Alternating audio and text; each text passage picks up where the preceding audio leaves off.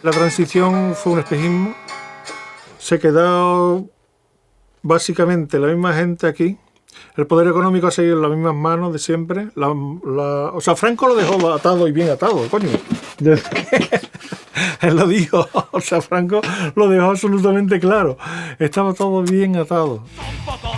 Son pocos, pero organizados. Si no estamos al loro, ya te la han liado. La influencia franquista en los 80 era absoluta. El panorama era de una ebullición y una creatividad constante para cambiar absolutamente todo, porque se nos había quedado obsoleto el régimen, ¿no? O sea, la manera de pensar. La gente vivía ya en otra película, ¿no? Y sin embargo aquí las cosas no cambiaban. Entonces la necesidad de cambio era tan abrumadora que no había más que actividad por todos los lugares. En la calle, cuando salíamos, lo que veíamos siendo niños era una movilización grande de jóvenes, sobre todo, ¿no? Que se la jugaban delante de los grises, corriendo, que veíamos que ponían carteles que a nosotros nos llamaban la atención. Era la primera vez que escuchábamos la palabra huelga, boicot, amnistía. Pudimos constatar, pudimos palpar, no fue algo que oímos o que leímos, sino que pudimos palpar que una cosa era la letra de la Constitución, de la ley democrática, y otra cosa la realidad y quién seguía mandando. Y quién seguía gobernando con mano de hierro, imponía su criterio, sus privilegios, etc. La policía era la misma que de Franco, los jueces eran los mismos de Franco, los funcionarios eran los mismos de Franco, y no se hizo una depuración en toda regla como se tenía que haber hecho.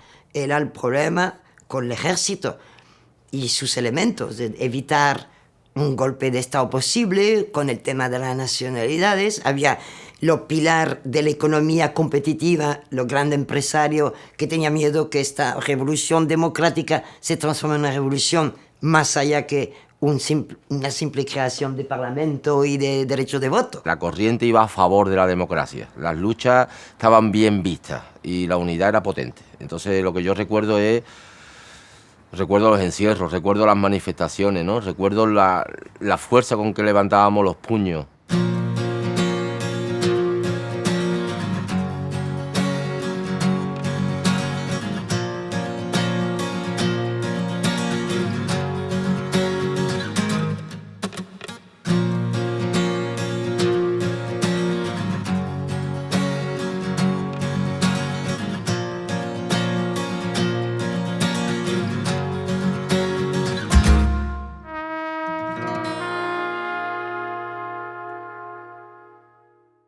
El Consejo de Alumnos de la Universidad de Sevilla se crea pensando que la Universidad de Sevilla se va a democratizar como se están democratizando, así como se democratizaron todas las instituciones en este país, un poco de aquella manera, pero pues se iba a democratizar igual. Sorprendentemente, lo que ocurre es que los sectores más reaccionarios de la universidad se hacen dueños del tinglao y dicen que a ellos no lo mueven de sus privilegios y de su pirámide y de sus tronos nadie. Eran asambleas casi todos los días, todas ellas masivas, y en un ambiente en el que parecía que podíamos transformar desde la educación universitaria no solo ya lo que iban a ser las reformas de los estatutos, etcétera, sino a partir de ahí en una transformación de la sociedad, ¿no? Nos frieron a palo, yo creo que yo no he visto más hostia en mi vida, porque además recuerdo entrar en La Moneda, sacar a la gente que estaban dentro dando hostias, que aquello fue tremendo. Hay una fotografía que sacó el ABC, donde estamos una serie de estudiantes ahí en la puerta del rectorado, en la verja. La policía está en la calle San Fernando, está tirando gomazos y entonces algunos estudiantes estamos lanzándole piedras o cosas que teníamos aquí dentro. Entonces, entre esos estudiantes estoy yo con un pañuelo que me tapa esta parte de la cara.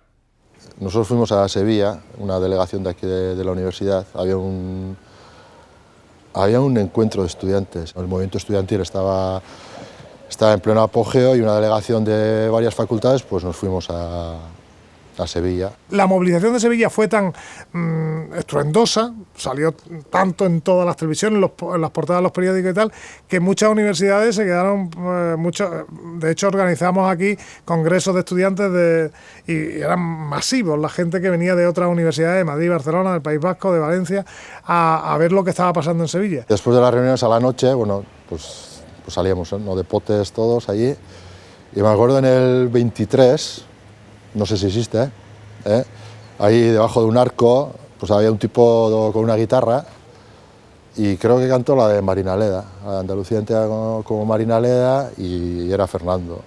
Y en el Rectorado, que también estuvimos en las moquetas del Rectorado durante muchos meses, los reincidentes, que eran de historia, muchos de ellos, y en concreto Fernando era claustral, nos dieron a los compañeros el primer concierto de su vida. Reincidentes hace 25 años, que era una ocupación del Rectorado, justo ahí detrás, en la moqueta donde estaban las secretarias, fue nuestro primer concierto de toda nuestra historia. Entonces se nos hace un poco raro, entre comillas, y por otro lado un honor volver a este escenario. La verdad es que ojalá la próxima vez pudiéramos volver para celebrar en vez de para reivindicar, porque estos hijos de puta parece como que no entienden. En el Caribe, cerca del cañón, hay una isla... Tocamos muy pocas canciones, pero lo suficiente como para esa descarga de adrenalina tan especial que es la primera vez, ¿no? Y aparte, pues en ese contexto tan importante, porque estábamos sintiendo que estamos viviendo algo histórico, que podíamos realmente empezar a democratizar, o por lo menos que empezara el proceso de democratización de la Universidad de Sevilla. Era un poco como la pandilla de los pequeños de mi pandilla, digamos. Y bueno, ellos estaban ahí haciendo canciones, los demás estábamos haciendo versiones de gente, pero que de repente estos muchachos, los reincidentes, desde el primer día ya estaban escribiendo canciones. Me gustaban las letras, pero mucho. Me gustaban las letras y me parecían poéticas, tío.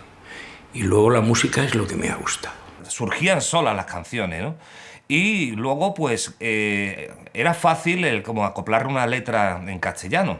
Entonces, era un sonido, a lo mejor un poco influenciado por otras bandas, pero con la característica de meterle los textos en castellano, con lo cual hacía otra dimensión de la música. Lo que sí me maravilló de repente, o sea, son 2 o 3 años, fue la evolución, digamos, a nivel compositivo sobre todo, básicamente, a nivel compositivo me empezó a alucinar. Llegó un momento que teníamos la sensación que Sevilla se nos quedaba un poco pequeña. Porque Sevilla era, bueno, una ciudad eminentemente muy conservadora, muy meapilas. y para un grupo como nosotros, Reincidente, que mezclábamos la música con la política y tal, incluso los ambientes más rockeros de Sevilla, incluso tampoco llegábamos a encajar del todo, ¿no? Entonces nos planteamos que nosotros teníamos que salir. Poco a poco el grupo creció de ser un grupo más de los que paraban en los bares del circuito sevillano, pasó a ser un grupo que tocaba en Madrid, en Barcelona, en Bilbao, en Valencia, en Alicante. Empezó a trabajar mucho y muy bien. Se convirtieron en uno de los grupos más fuertes que ha habido aquí. Reincidentes tocaba con La Polla, tocaba con todas las bandas en esa época, pues también con Sutagar, bueno, con todas estas bandas, y se hicieron una banda importantísima.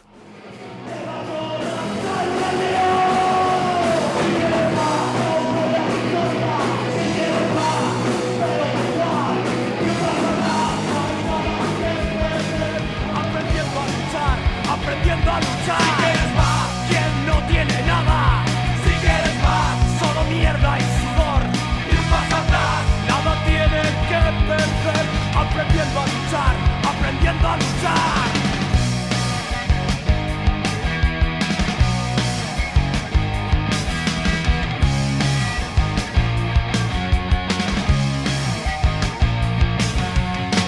¿Dónde estudias? ¿Dónde curras? O en una ocupación contra el reino del cipote, del dinero y de la cruz, por nuestra independencia. Los barrios, el sitio de reunión de la peña y de los chavales, pues era el parque, ¿no? Pillarte unas cervecitas y ir allí a charlar con tu doble pletina y hacer, bueno, pues a canturrear las canciones que te gustaban con los colegas, con una guitarra y a pasar un poco las tardes. Después ver a Reincidentes con alguien, con algún grupo de aquella época, ¿no? Y ahí pues quedarte con que la banda sonora funcionaba igual de bien en el cassette que igual de bien en directo. Por lo demás, el ambiente social fuera de esa banda sonora, pues joder, estaba de puta madre. Era una cosa que podías ver por la calle directamente, ¿no? Había muy poca gente que se identificara con una tribu urbana, pero los que se identificaban, nos identificábamos a muerte. Había una efervescencia musical bastante amplia. Había desde los típicos grupos de blues, había grupos también muy heavy, ¿no? Pero había una efervescencia punk que arrancaba con muchos grupos tipo Desahogado, Malfarios, Psicotrópicos. Y todos íbamos a vernos, además, todos estábamos aprendiendo a ser músicos, aprendiendo a ser técnicos, y era un ambiente bastante bueno. Yo lo recuerdo como la época dorada que le llamamos Candy y yo, ¿no? Todo el mundo, además, íbamos a los mismos sitios. Íbamos al 23 y igual te daba un cigarro, un roque, que te invitaba a una cerveza, un punk, y bueno, eso es más difícil, de que te invitaran, digo. La verdad es que el revulsivo del punk pues fue como un puñetazo, ¿no? La verdad es que fue lo que ellos mismos decían, ¿no? Lo que Joe Strummer pudo decir, por ejemplo, pues cuando él vio de repente los Sex Pistols, pues que había que poner los contadores a cero. En todo el estado, sin la música punk no hubiera habido los movimientos sociales que hubieron. O sea, fue el hilo conductor, fue lo que aglutinó a la gente. En los conciertos es donde se juntaba la gente, surgían las ideas. Yo recuerdo muy bien cómo los centros sociales fueron el punto de salida para muchísimas bandas. Fue un poco también el trampolín para que muchos grupos se dieran a conocer por fuera de lo que era de sus ciudades. Minuesa es el sitio donde conocí todos estos movimientos, donde estuve más implicado y donde más veces he tocado en directo con las bandas con las que participé. Y la verdad es que te digan ahora que cada viernes o cada sábado en Minuesa había 2000 tíos viendo conciertos. A ver, seguro que alguien por aquí tiene una púa, ¿no? Se nos ha caído una púa aquí.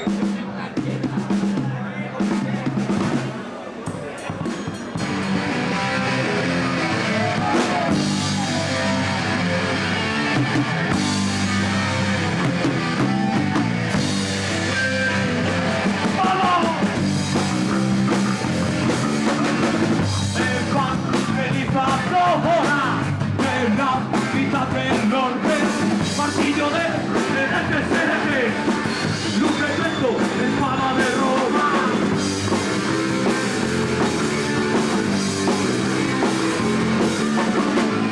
Una vez San Ignacio, expulsamos a Napoleón y debe ser con mi bravo, con nuestra voz y la selección. No se puede pedir más, somos los mejores.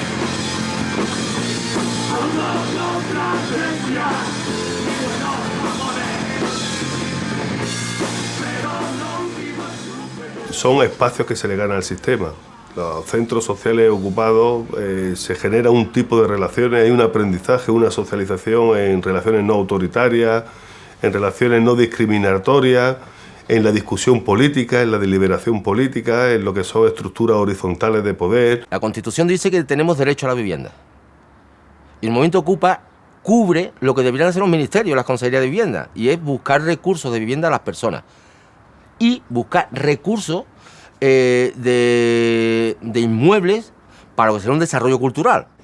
Digamos que el movimiento surge como una exigencia del derecho a la vivienda, pero inmediatamente después es la exigencia de un derecho a un espacio de ocio popular, incluso un espacio de enseñanza, de cultura gratuita, ¿no? No sé, es como reivindicar que los espacios pertenecen a la ciudad y la ciudad al ciudadano, ¿no? Cansado de escuchar sandeces, con afán de cambio y libertad, dispuesto a superar con creces tanta apatía y mediocridad. Ropa, música, unos cuantos libros, se lanzó a la calle a licear, en busca de espacios distintos, ocupa una casa y a currar, hace el paro y la especulación, patada en la puerta, sí señor, ocupar es preocupación, por hacer más cosas y mejor, ocupar es preocupación. España es el país del mundo per cápita con más viviendas vacías. Con más viviendas vacías. Sin embargo, es uno de los países del mundo donde la gente tiene que dedicar un porcentaje mayor de sus ingresos a procurarse una vivienda. En este país se ha vivido exclusivamente de explotar un bien básico como es la vivienda, que tendríamos que tener derecho a ella, como derecho a la salud, a la educación y tal. Cada vez tenemos menos derecho a nada, ni a salud y educación. Pero la vivienda debería de haber sido vista como esos derechos. Y sin embargo ha servido para hacer el negocio del siglo. Por esa época se hablaba de especulación y la gente te decía, pero ¿qué estás diciendo, no? Y al final nos ha llevado a una crisis que estamos pagando no solo en este país, sino en el mundo, ¿no? Visto con perspectiva, el movimiento de ocupación, yo creo lo que ha provocado una reflexión profunda de la sociedad a todos los niveles sobre el problema de la vivienda. Cualquier persona que se acerque a un centro social ocupado, por mucho que los medios de comunicación hayan tratado de criminalizarlo, ¿no? Pues se da cuenta de que existe una gente con un alto grado de compromiso y de reflexión, y eso es lo que hay, ¿no?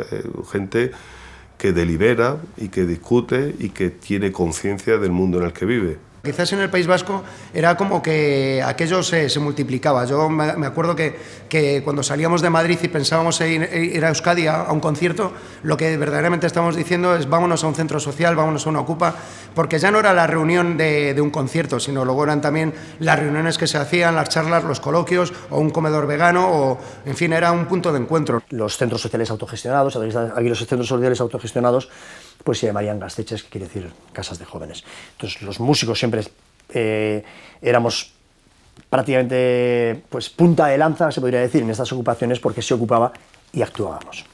Aquello era pues un mundo nuevo. Salías de Andalucía y llegabas allí, entrabas en los gasteches, te tirabas un fin de semana haciendo 2 o 3 gasteches, veías la coordinación que tenía la gente, ¿no? Que tú veías a los punkis para arriba, para abajo, con unos medios muy precarios, pero una organización bestial. Una gira, por ejemplo, que hicimos de 17 conciertos en 18 días, que hicimos una vez todo en Gasteche. Y bueno, pues gracias a eso nosotros nos rodamos mucho como músicos, aprendimos mucho y hicimos contactos pues, después para tocar en otros sitios, en Barcelona, en el Casal de Valencia, en Minuesa, en Madrid. Yo creo que fue ahí el primer salto importante de Reincidente. Bueno, era un poco el circuito, ¿no? Para grupos que empezaban y que no tenían nombre, pues en ese momento era imposible tocar en sitios más grandes y bueno, pues en Gasteches poco a poco, dándose a conocer. Fue el nido de creación de grupos, de exposición y promoción de los grupos y de múltiples otras actividades como fanzines, radios libres, talleres de todo tipo.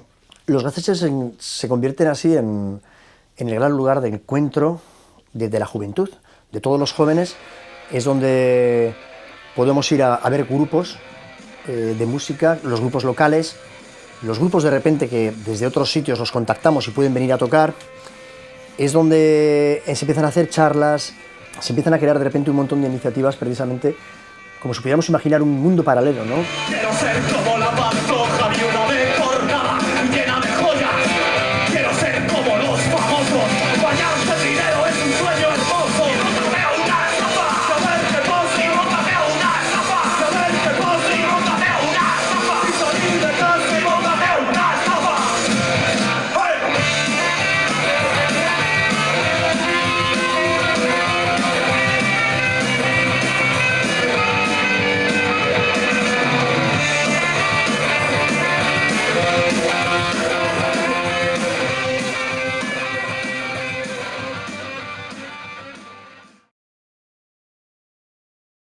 En aquella época no había móviles, no había nada de eso, y me apareció Manuel por casa. Me apareció Manuel, que vivía lejos. Y entonces el hecho de que me apareciera Manuel por casa me llamó mucho la atención. Pasa algo que no funciona, hay algo que no va bien. Y efectivamente, inmediatamente me doy cuenta lo que ha pasado, que han detenido a Selu, que han detenido a nuestros 4 colegas que venían del Elorrio y que vayamos para allá. Habían venido unos colegas de Euskadi a verme a casa, músicos también, y habíamos estado haciendo un marmitaco. Esto es una comida típica del País Vasco que se hace papa con bonito del norte. Un vecino llamó, dijo que debajo de mi casa había 2 coches con matrículas del País Vasco y que había mucha gente extraña entrando y saliendo. Fueron, entraron y después preguntaron. Venían a casa a estar con nosotros. ¿Por qué? Porque ellos eran los que nos daban cobijo allí cuando nosotros íbamos a tocar. Entonces había ya como una correspondencia y una serie de amistades que se habían hecho. Y no era el primer viaje, ni el segundo, ni el último, de gente de Euskadi que venía a nuestras casas personalmente, ¿no? Yo no me lo podía creer. Yo sabía que mi teléfono podría estar perfectamente pinchado y le dije así abiertamente, digo, además de brutos, son tontos, ¿no? O sea, porque hay que ser gilipollas para meter la pata de esa manera, ¿no? O sea, decir, es que encima de todo tenemos una policía que no se sabe mover por donde está, ¿no? Confundir una cosa con la otra parecía de locos, ¿no? Y entonces ellos justificaron que el perro que buscaba explosivos confundió el olor con el del atún, que nunca fue atún, fue Bonito del Norte, que había en el coche. Es fácil pensar que un perro que busca explosivos no se va a confundir, vamos, con nada, ni aunque le ponga carne de primera, el perro no se va a confundir. Pero ellos buscaron una justificación, que es que no había justificación. Y de ahí es por lo que empezaron a llamarnos el Comando Marmitaco. Pues tendrían los teléfonos intervenidos, estarían controlados. El tema del marmitaco, pues vete a saber lo que interpretarían los servicios de inteligencia, ¿no? Al final era marmitaco, que es un plato, ¿no? Tradicional de la costa, pero bueno, aquellos vete a saber. Marmitaco, dirían, pues marmitaco será Goma 2 y seguro que están llevando la Goma 2 a casa del Tita. Entraron y luego el Carrascal, pues la entrada que hizo, ¿no? En Antena 3 estaba entonces. Tienen suerte esos gángsters en la capital andaluza. Allí les detuvieron a Henri Pagó, el carnicero de Euskadi Norte, y allí acaban de detenerles a los que parece pusieron las últimas bombas. ¿A qué se debe? ¿A que los etarras pierden la cabeza con la manzanilla o a que los sevillanos están más alerta que el resto de los españoles? Sería interesante estudiarlo. A partir de ese momento me sentí más inseguro de mi entorno, pero muchísimo más seguro de mí mismo. Tenía claro lo que quería.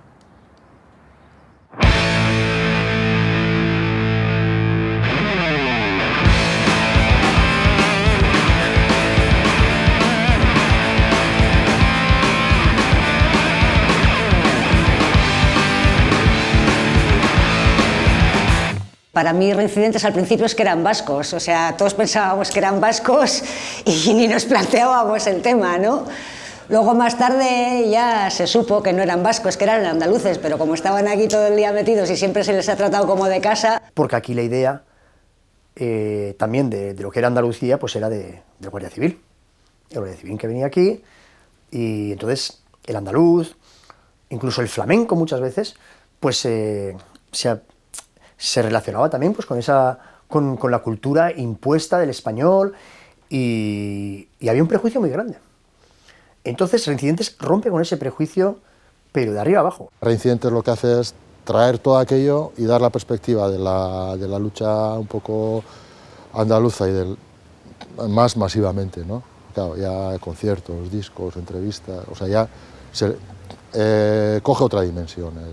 Entonces yo creo que sí fue importante, ¿no? Sobre todo de cara a la juventud y de cara a introducir ese aspecto, ¿no? De Andalucía, la Andalucía solidaria, la Andalucía rebelde, pues bueno, yo creo que tuvo mucha importancia, ¿no? En los pueblos andaluces había un hervidero entre los sectores populares de inconformismo y de deseos de transformación en un sentido favorable a la libertad, a la igualdad, a la justicia, a la dignidad y también en un sentido procampesino. Andalucía ha sido vasalla, porque fundamentalmente, a diferencia de los demás, ha sido de muchos terratenientes, o sea, consecuencia de la Reconquista. Marinaleda, desde el año 79, 80, 81 hasta hoy, es una de las localidades en Andalucía que ha demostrado de modo continuado un nivel de movilización, de protesta, de reivindicación, siempre en la línea de la defensa de los sectores más desprivilegiados del mundo agrario andaluz, del campo,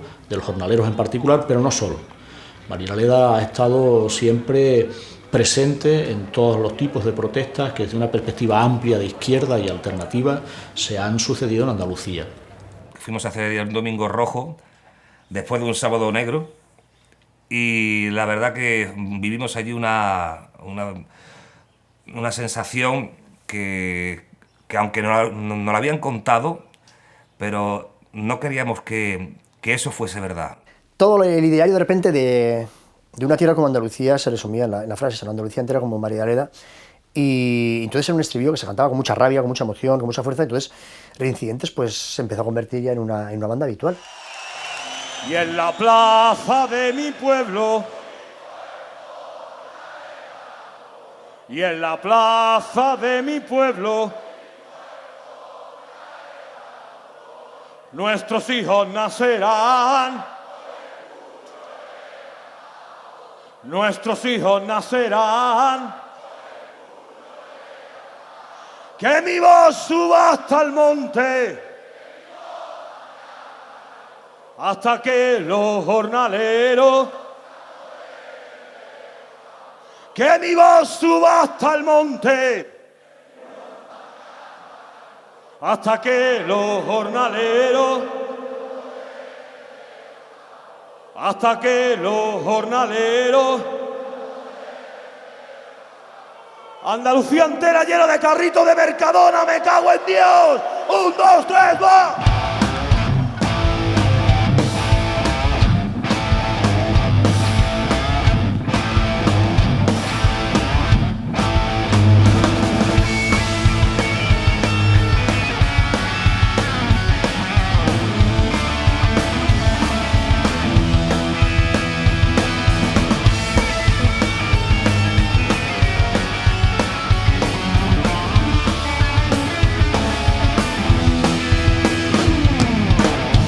Que allí le echaron 2 ovarios y atacaron a la burguesía. Temblaron los caciques en el pueblo, que murieron sin lenta agonía. Picoletos que nunca pudieron combatir tanta barricada. Andalucía entera, como Marina le da. Andalucía entera, como Marina le da.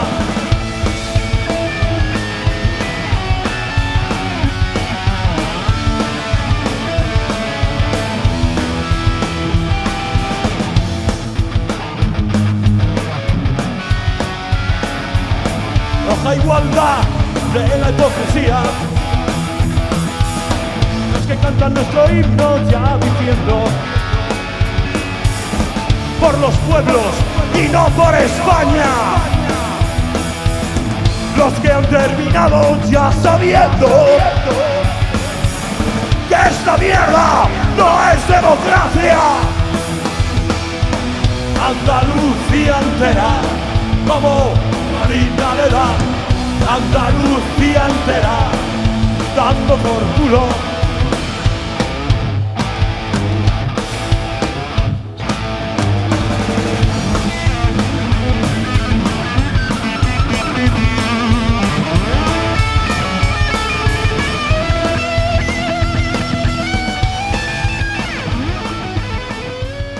Estábamos convencidos que el Partido Socialista iba a ser otra cosa. Éramos, por supuesto, pues muy ignorantes, muy ilusos. Claro, ¿qué ocurrió? Que no íbamos a entrar en la OTAN. Y Felipe González, el PSOE, nos mete en la OTAN. El PSOE había entrado en el gobierno unos años antes y el PSOE había entrado, entre otras cosas, porque había dicho no a la OTAN.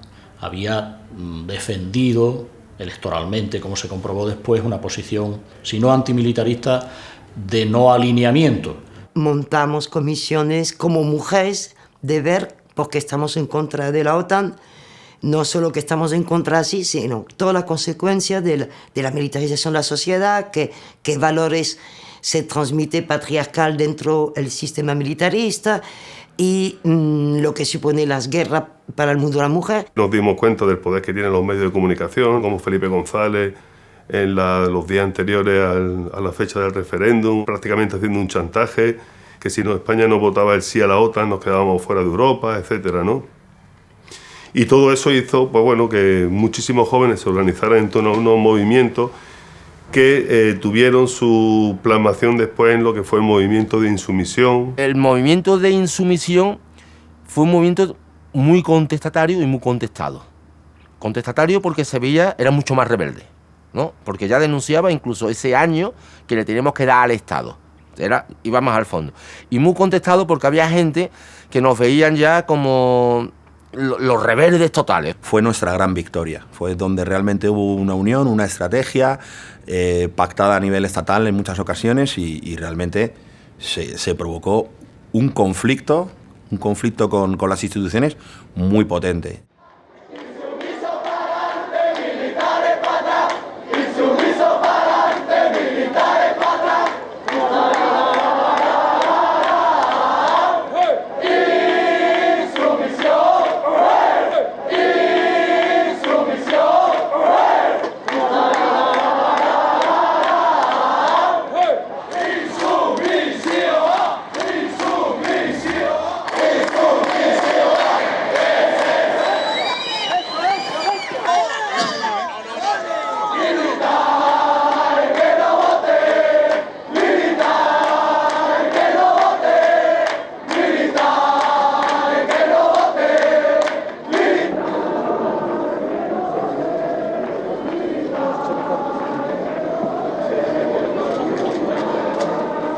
Yo como madre apoyo totalmente la decisión de mi hijo porque hemos respetado siempre sus ideas y entonces estamos a su lado en todos los momentos. El movimiento de sumisión está fuerte y yo creo que cada vez está más fuerte porque cada vez más gente que se niega a colaborar con los ejércitos y con la prestación. Con la actitud de presentarnos voluntariamente al juez, queremos acelerar los trámites para que se nos juzgue y con ello provocar que las contradicciones internas en el seno de tanto del gobierno como del ejército como de todos los poderes públicos implicados en el tema hagan cambiar tanto la ley de servicio militar como la ley de objeción de conciencia, que es por lo que estamos en contra y por lo que nos hemos negado a hacerlo.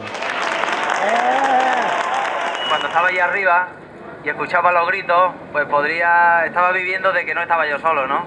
Y que en el banquillo de los acusados pues estaban los 9.000 insumisos que hay también y, cómo no, los insumisos presos que están en Navarra y repartidos por las cárceles del Estado español.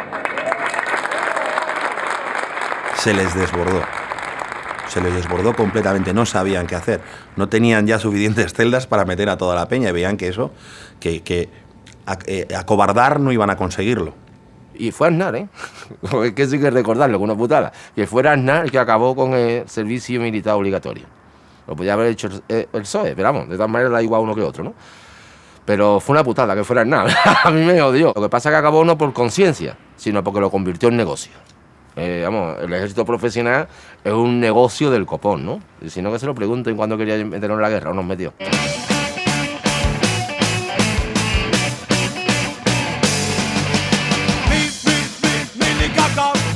Yo no voy ni con la papa. Mi caca, ten cuidado, pero ataca. Mi caca, yo no voy ni con la papa. Mi caca, ten cuidado, pero ataca.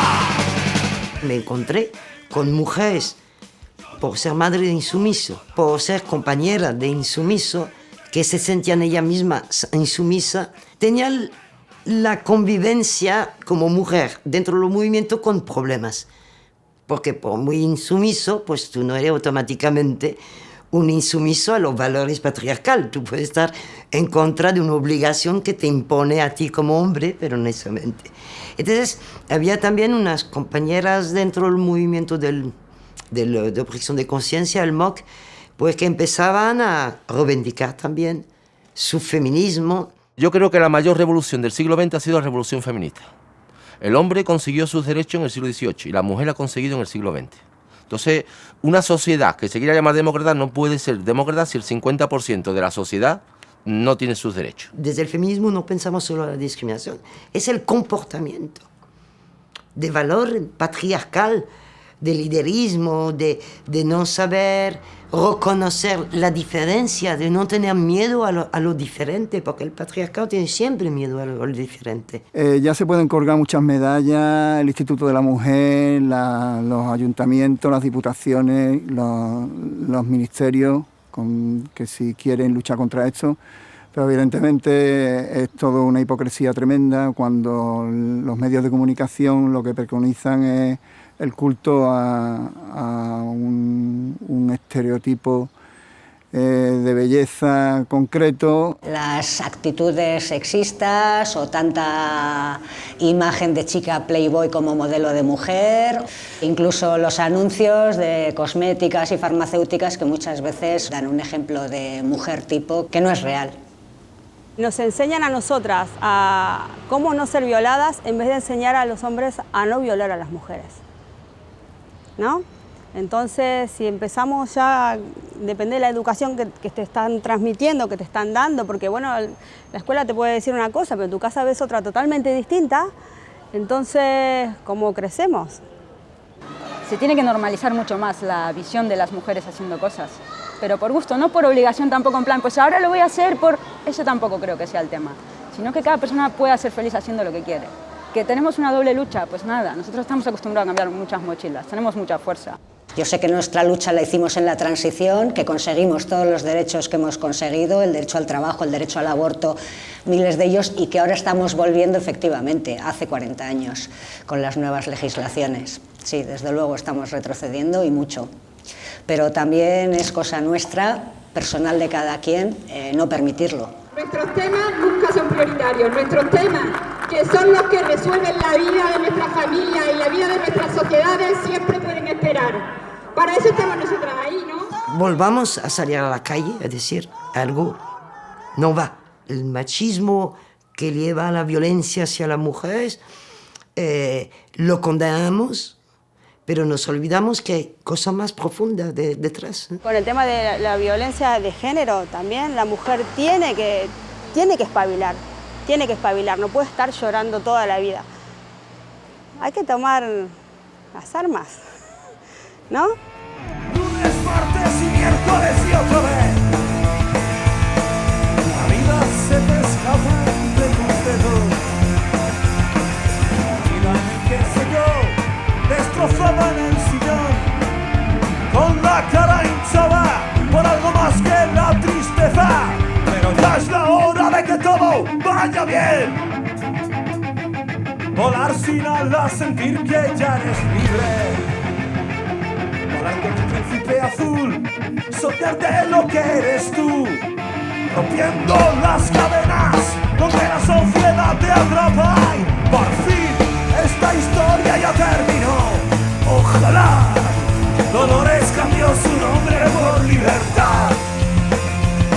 Escapando del cabrón que tu vida destrozó.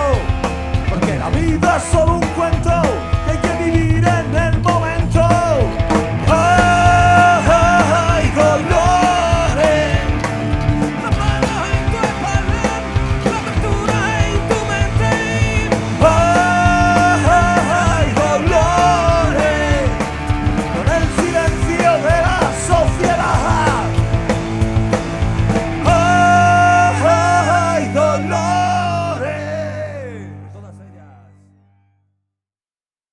La Facultad de Geografía e Historia era una facultad muy combativa. Y no combativa solo a nivel del movimiento estudiantil, sino a nivel social. Entonces allí llegan y se plantea de que teníamos que encabezar la lucha anti-EPO. Esto no puede ser el 5º centenario de una matanza. En todo caso, tendría que ser el desagravio después de 500 años, que nunca es tarde para pedir disculpas. El que hubiera toda esa multiplicidad de movimientos y que estuvieran coordinados, que hubiera encuentro entre ellos y que hubiera espacios comunes y no sé qué, no sé cuánto, hizo que hubiera una respuesta, una alternativa al tema de la Expo bastante curiosa, ¿no? ¿Qué homenaje podíamos hacer nosotros a la Expo del 92? Que el sentido no fuera el 5º centenario, sino que fuera como una especie de desagravio de lo que habíamos hecho, y entonces era llamar a todas las universidades de Latinoamérica y que hubiera un debate, decir, América existe sin nosotros, ¿no? Y hoy es esto. O sea, dejémonos ya de que llegamos con unos barquitos y con unos caballos y lo conquistamos, ¿no? Sino hagamos un desagravio de la barbaridad que hicimos, ¿no?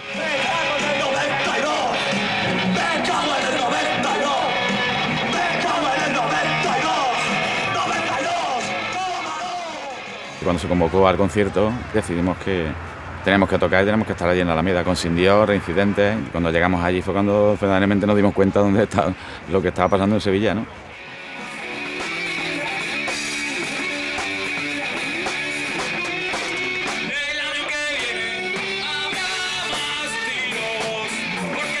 Luego ya, bueno, a partir de terminado el concierto se empezó a recoger el equipo y a trasladarlo de nuevo al estudio para seguir grabando, y fue cuando empezaron los acontecimientos serios, ¿no? Que fue cuando la policía disparó 3 tiros al aire supuestamente, pero que le impactaron en cuerpos, ¿no?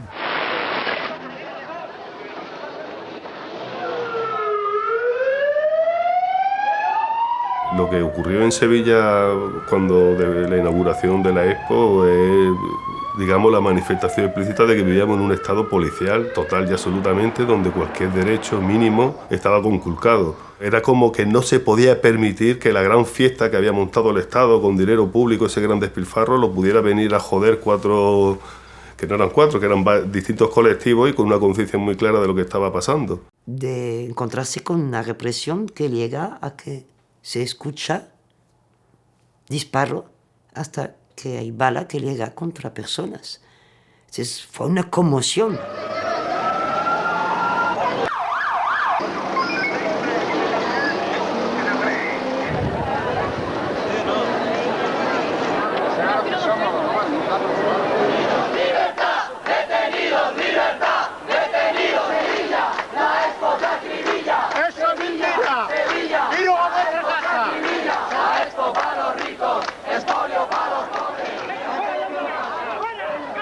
Lo que llama la atención es que no tuvo respuesta, ¿no? No hubo nadie prácticamente desde los parlamentos, desde otros sitios, que dijeran qué es lo que está pasando aquí, ¿no? O sea, hubo una sensación de indefensión y de decir dónde estamos viviendo.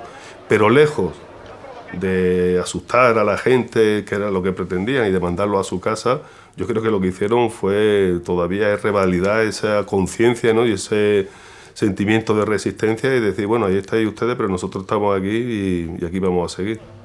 ¡Latinoamérica!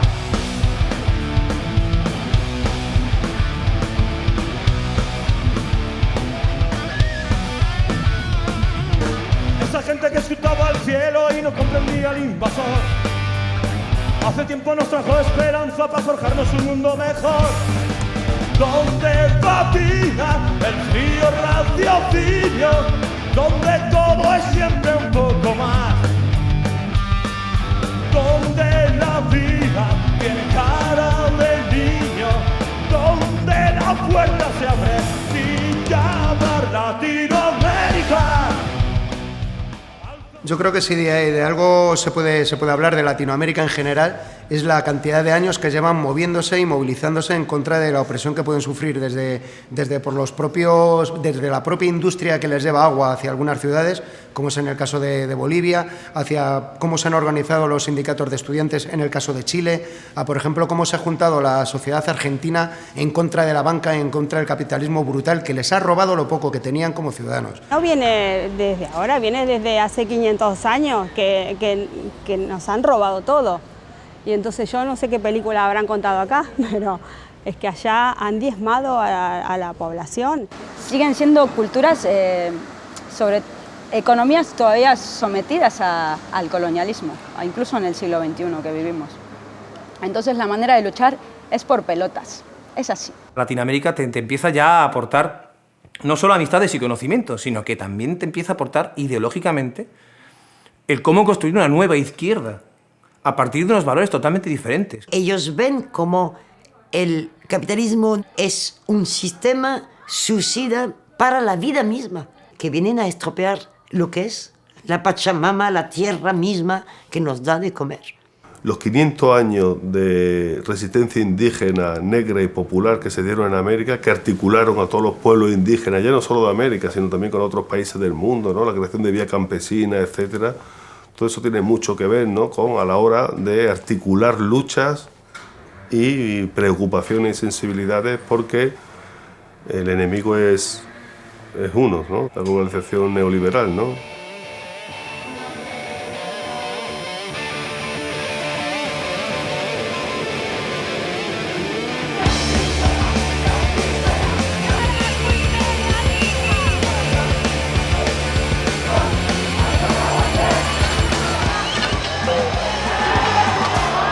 tenido verdaderos casos de genocidios por parte de gobiernos fascistas en muchos países de ellos, ¿no? Y cómo han podido salir adelante y cómo los ha juzgado, cómo los ha llevado a los tribunales, cosa que no hemos visto muchos de ellos, y empezando del nuestro, y bueno, y viendo cómo se han sentado en el banquillo a muchísimos políticos de primera línea, ¿no?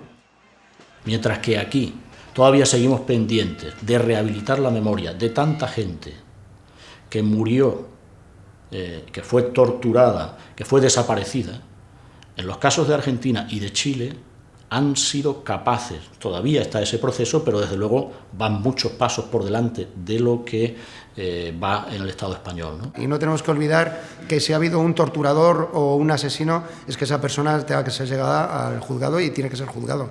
Y eso lo hemos podido ver en los países latinoamericanos, ¿no?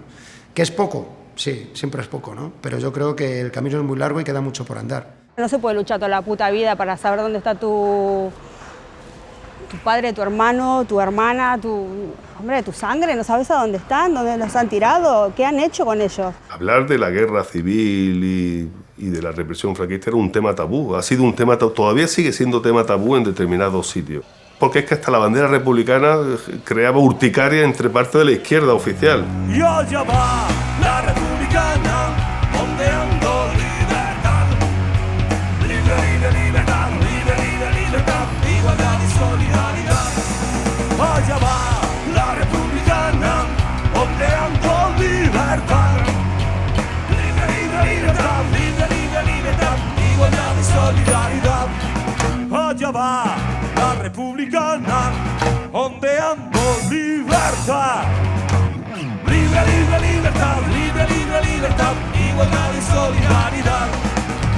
Libre, libertad, libre, libertad, igualdad y solidaridad. Libre, libertad, libre, libertad, igualdad y solidaridad.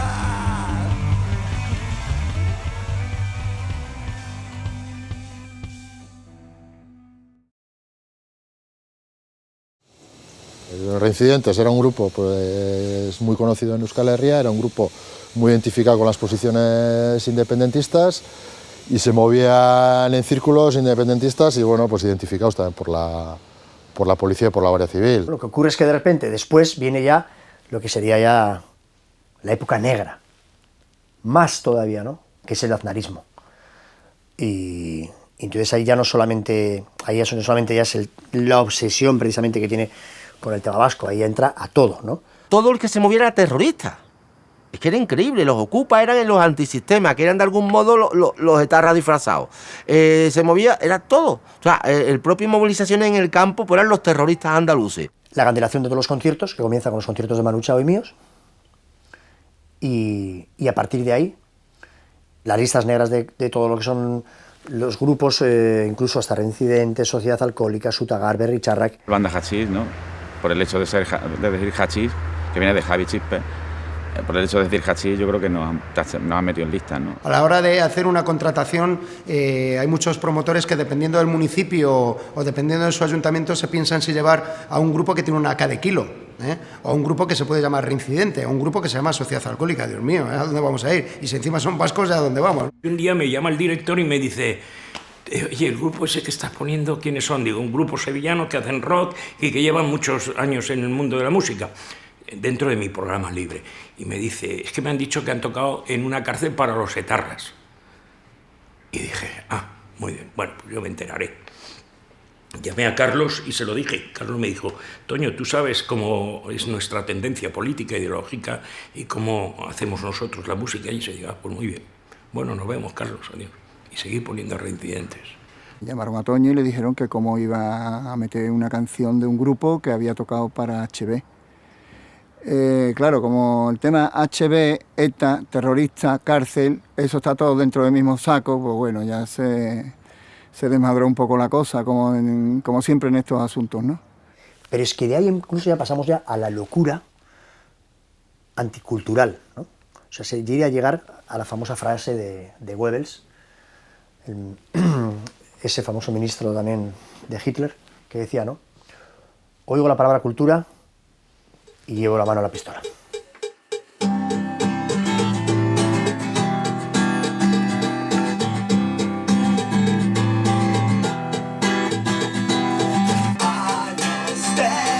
será. Años de sufrir. Ay, ¿dónde estás? No pides que el tiempo pasa y corre. Entonces en esta canción pues había una de las frases claves, ¿no? Que era callar las armas, no renunciar a ser un pueblo. Quería que le hiciera en euskera, yo la hiciera en castellano, y me pareció pues una canción también que en ese momento pues poca gente podía resumir lo que estábamos sintiendo y lo que estábamos pensando y lo que queríamos la mayor parte, yo creo que en ese momento de gente en el País Vasco, ¿no?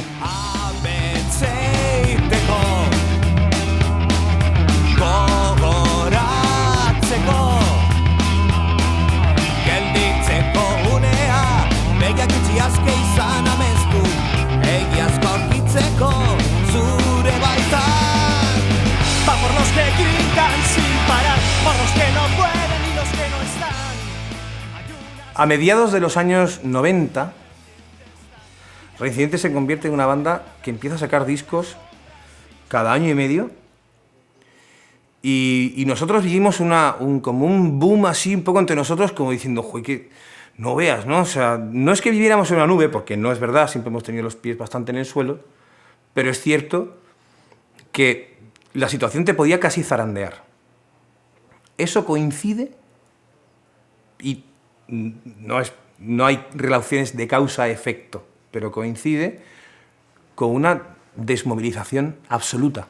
Nos vendieron la moto del fin de la historia una vez que cayeron los muros de Berlín y se derrumbó todos los regímenes mal llamados socialistas, ¿no? Del socialismo de Estado del Este y tal, que no había modelo posible ni mejor que el capitalismo neoliberal que era el que nos gobernaba. La firma del Tratado de Maastricht es un paso decisivo en la línea de la construcción de un club de capitalistas, de banqueros, donde se garantiza la continuidad y el progreso de los intereses de las grandes multinacionales, etcétera, ¿no?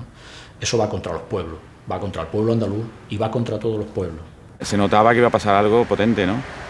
Ya no solo por el euro, ¿no? Que ya llevamos años luchando contra el euro y luego ya entró en el 2001 y ahí luego se vio, ¿no? Cómo nos doblaron los precios y nos bajaron los sueldos. Todo eso, que parece un cuento del rey desnudo, pues nos estamos dando cuenta ahora de una manera ostentosa y escandalosa. Pero mucha gente lo anunció. El movimiento antiglobalización es de los movimientos más interesantes que han surgido en las últimas décadas. Lógicamente se actúa en lo local, ¿no? Pero tiene una dimensión global en todo sentido. Es un sistema ecocida, es un sistema genocida donde se producen muchísimas muertes y entonces eso ha hecho lógicamente que haya una conciencia a nivel planetario y que estén interconectados.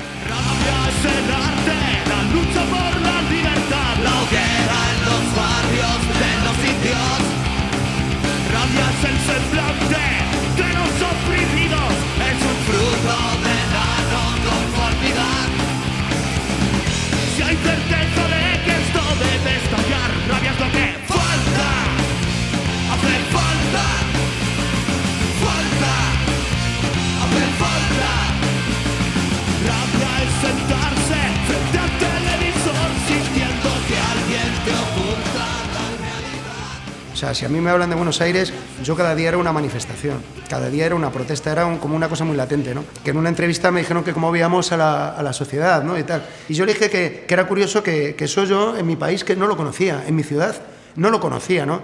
Bueno, tío, al día siguiente todas las portadas de los periódicos era la sentada en Sol, ¿no? O sea, y fue de hostias, tío, claro, y con la peña con la que estábamos de joder, ayer me habían preguntado esto y esto era la gota que había colmado el vaso. El 15M es pacifista, pero pacifista de esencia. El 15M es asambleario, participativo. El 15M es respetuoso. Claro, el 15M tiene unos valores que ojalá fueran los valores sociales. Y también tiene sus defectos, ¿no? Nos indignamos con los indignados en ciertos momentos porque pensamos que les falta dureza igual, ¿no? Que les falta contestación violenta si fuese necesario, pero realmente es su elección y yo creo que lo están haciendo de puta madre. Si nosotros nos ponemos delante de una central nuclear y decimos, no queremos centrales nucleares, y el otro con el ladrillo, no queremos, y el otro con el ladrillo, al final han hecho las centrales nucleares delante de nosotros, no queremos. Es que a veces hay que pegar una pata al ladrillo. Tenemos que salir a la calle, ya no tanto a buscar una guerra, un confrontamiento violento, sino más bien a tirar de ahí a todos esos chupoteros que están ahí. La agresión del capitalismo es cada vez más eficaz. Entonces la actuación de la gente, de las capas sociales más desfavorecidas, tiene que ser más eficaz también, por lo cual creo que tiene que ser más agresiva también. Yo ya me imagino al especulador en las Islas Fiji haciendo caja con cada céntimo de lo que te está sangrando a cada uno, a cada habitante del mundo, y se está poniendo las botas. O sea, es que no llega un momento en que dices, joder, pero si es que ya lo veo claro, ¿qué ocurre? Que no tienen nombre, no tienen caras.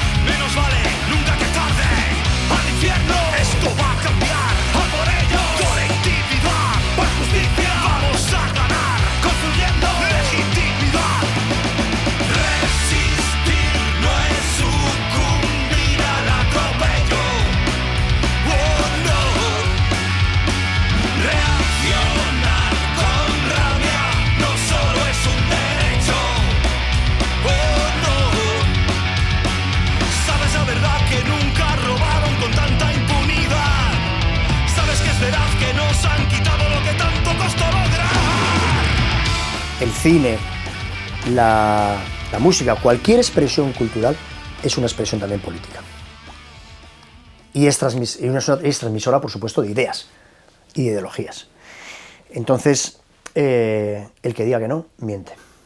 Desde el primer momento que cogí una guitarra sin saber ni siquiera tocar, ya escribí una letra contra la guerra. O sea, no sabía tocar ni un acorde, y a mí mi motivación me tiró a eso, no sé por qué. De hecho, muchas veces he intentado hacer canciones fuera de lo, entre comillas, ideológico, político, y al final las politizo igual. No necesariamente un músico tiene por qué hacer letras sociales o reivindicativas o lo que sea, pero evidentemente si tú haces letras de alegre, la música es un vehículo fantástico para conectar. Bueno, la música es un arte y un medio de comunicación. A partir de ahí cada uno lo emplea como quiere. En primer lugar, siendo un arte para disfrutarlo, y como medio de comunicación que es, en mi caso, es como un arma, una herramienta para fusilar 1000 cosas que fusilaría con otro tipo de arma, pero que con la guitarra queda menos sangriento. Es la principal filosofía de Reincidentes, ¿no? Creo que antes de la música está el poder llegar con el mensaje a cada vez más personas. Y solo con que uno reflexione ya vale la pena. Es un instrumento más para reivindicar y para decir las cosas, como dicen habeas corpus, las cosas por su nombre, ¿no? Y yo creo que es una buena herramienta y que en parte pues debemos de considerar que el rock o lo que representa es también rebeldía, ¿no? Y no podemos bajarnos de la moto de la rebeldía, está claro. Podemos protestar por una serie de cosas, podemos poner el foco en distintas cuestiones, podemos cantar a 1000 cosas, ¿no? Pero es que todo el mundo lo hace así. Entonces, cuando alguien de repente dice que no es político, esa misma ya es una declaración política.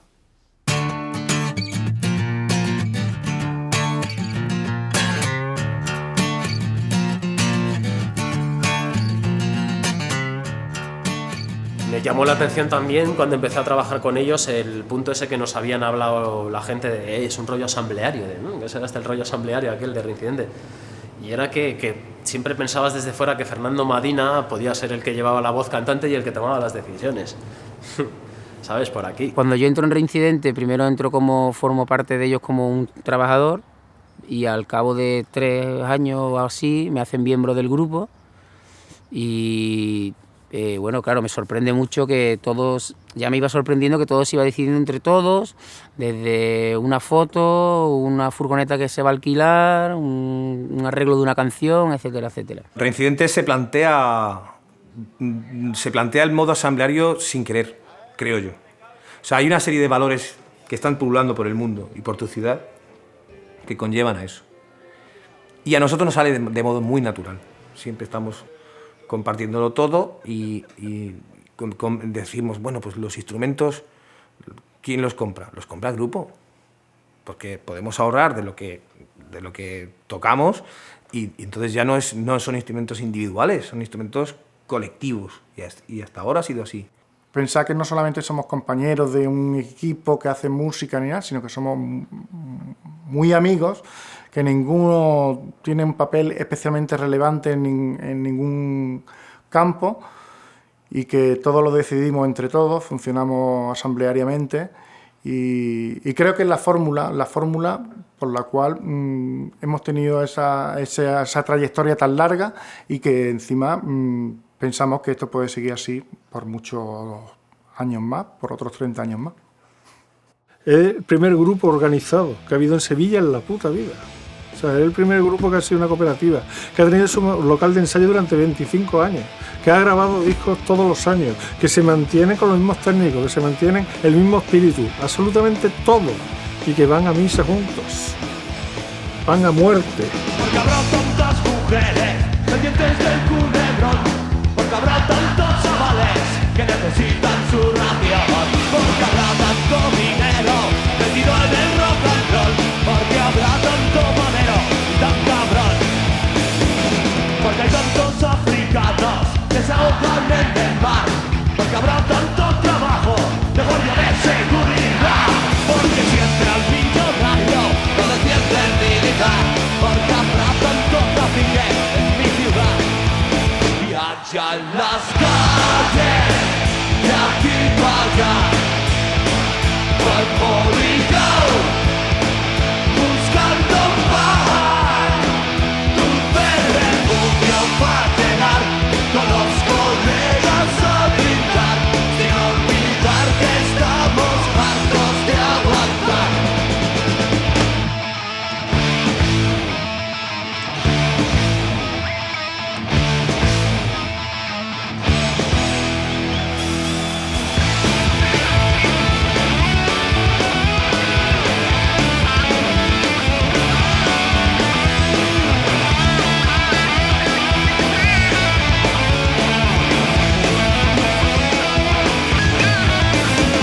Porque habrá tanto recluta que no sabe dónde está, porque habrá fotos de caza y tanto niño sin escala, porque los que menos tienen son los que más tienen que dar, porque apenas hay ballenas en el mar y hacia las calles de aquí para allá, cuerpo ligado buscando mar, dulce refugio para llegar con los colegas a brindar, sin olvidar que estamos hartos de aguantar.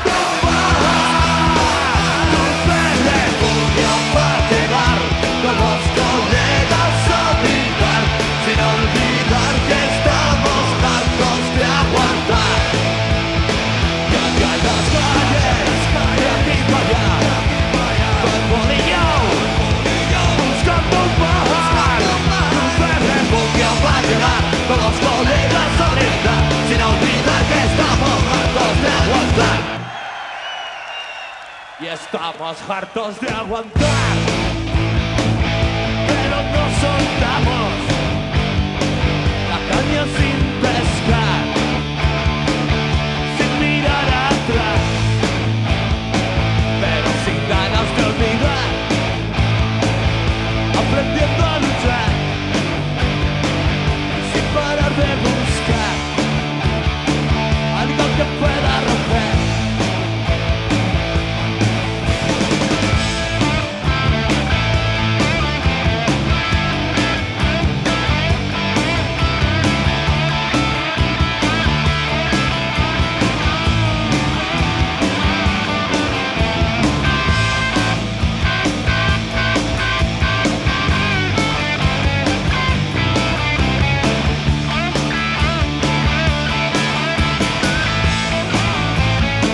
Estamos hartos de